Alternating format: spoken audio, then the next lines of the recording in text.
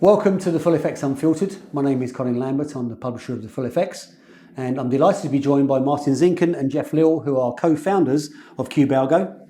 Guys, great to see you again. Good to see you again, Colin. It's been a long time. Yeah, it has. Yeah, we've queued several jokes about how old I am and everything else. Yeah, I thought it'd be great to get you in the studio to just talk to you about what it is you're offering as QubeAlgo. I mean, your product Cube, I understand, is live.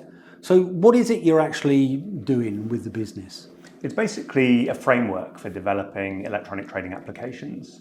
So things like that could be anything from a pricing model, RFQ response, automated risk management, execution strategies, analytic tools, all of those kind of things. They have a kind of core analytic and tech framework that you need to have in order to develop those things well. And so what it is a toolkit that's supposed to be empowering quants and quant dev teams to build more sophisticated models and algorithms more quickly, cheaply, and safely, which is also super important. Yes. Safety is, I've heard, quite important. So, Jeff, why did you come up with the idea? Well, I mean, throughout the years where we've been building this type of solutions at top-tier banks, it's been really to be able to enable quants and quant developers to deliver fast, and safer solutions, to the business, to the clients. And one thing that, over that time, I've noticed is that, quants have been taking more decisions, building more solutions for businesses. And, if you offer them a rigid framework, you're going to have constraints on the outcomes. So, our offering is really a way of offering flexibility to those teams so they can build an experiment and be confident that what they're building is going to perform as they expect when it goes into a production environment. And I guess, Martin, one of the advantages you can offer is you can say to your clients, we've been there.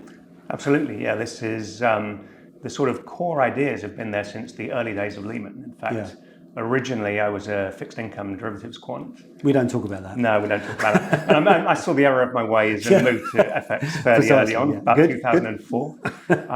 But one of the advantages to that experience is that the framework is very explicitly cross-asset. Yeah. And so we've had good success using it in fixed income, in digital assets as well. Yeah. So there's some advantages in the abstraction there. Yeah. But everybody faces the same kind of problems, is that it's building electronic trading models is quite difficult to do well, safely, cheaply. You need to be able to backtest well. You need to be able to be sure that the code you're deploying in production is the same as you were running in test. And you really want a fast development cycle so you can get stuff done quickly. Yeah, it's really about that. And Jeff, I mean, that's quite an important aspect of the evolving e-trading world, is that more people are looking for cross-asset solutions. Absolutely. What we've seen is clients or participants e-trading teams have been growing in the asset classes that they have been looking at, and teams are mutualizing the technology across asset classes. The cost constraints that we all face have taken made that take shape, and people are being able to leverage a solution like ours across asset. Saving them money and time, really. Yeah. So, with that in mind, you're live with clients, but could you give me an idea of your typical target audience?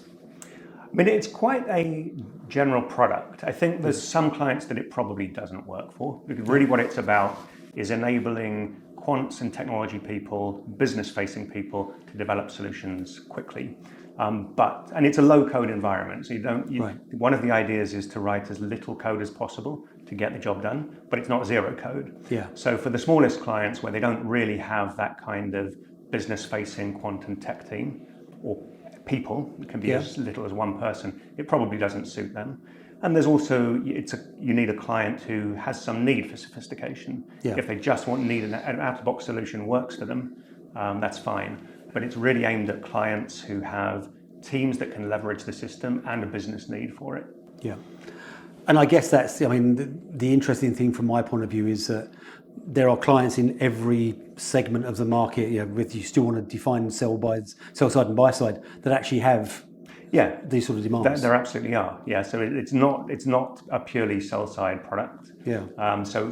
What it is very useful for is building event-driven systems. Yeah. So if you're just running a once-a-day batch process and then manually executing your orders, you could do it that way, but it's not really our sweet spot. Our sweet spot is where you're trying to generate live prices, look at risk in real time, send orders, develop order working algorithms, analyze the results, those kind of things. Yeah.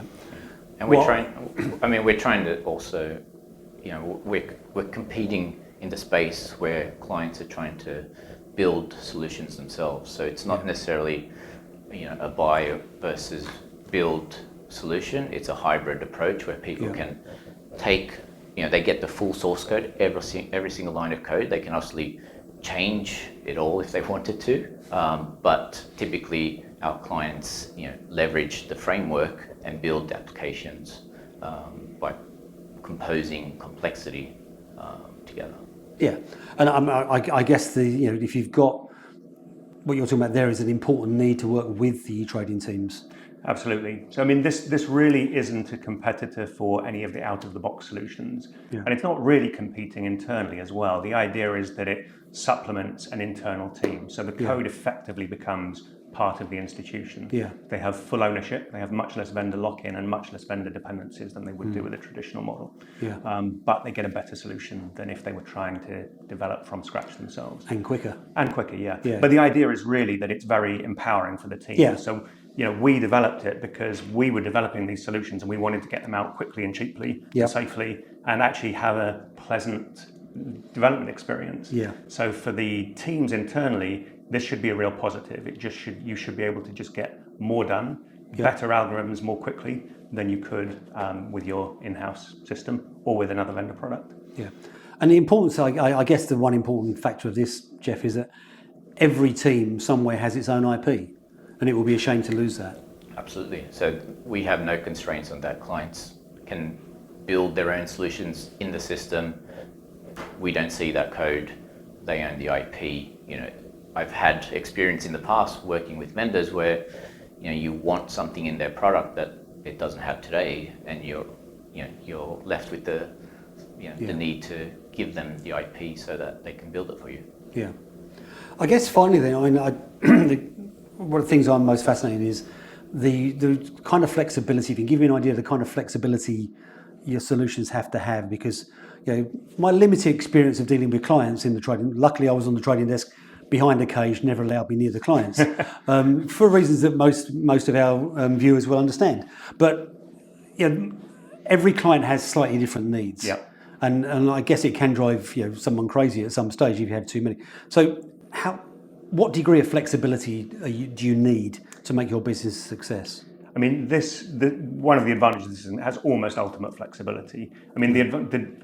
That can not mean very much because you could just take a compiler that has ultimate flexibility. You can write anything. So the question is, how much framework does it give you? So to do something new, how much code do you have to write, and how constraining is the framework?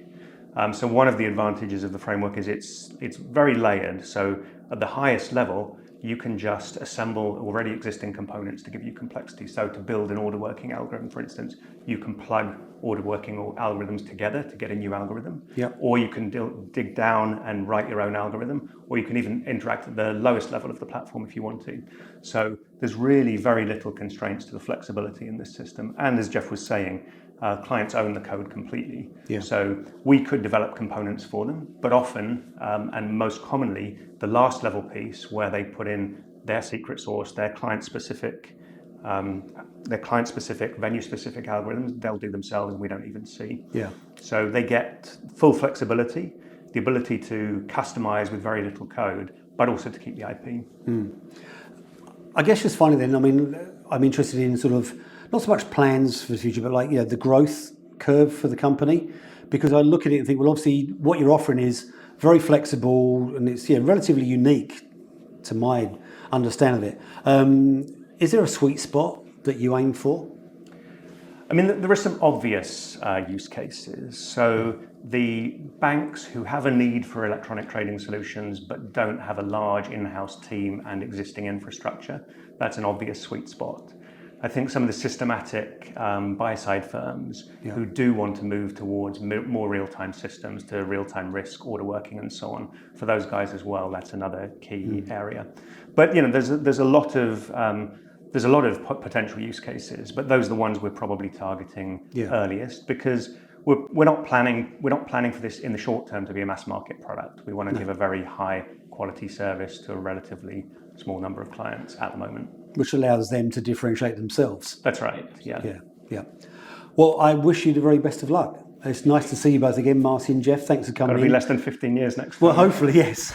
Yes. It's actually making me feel even older now, but there we go. Thanks very much for watching the full FX Unfiltered. We'll be back again soon.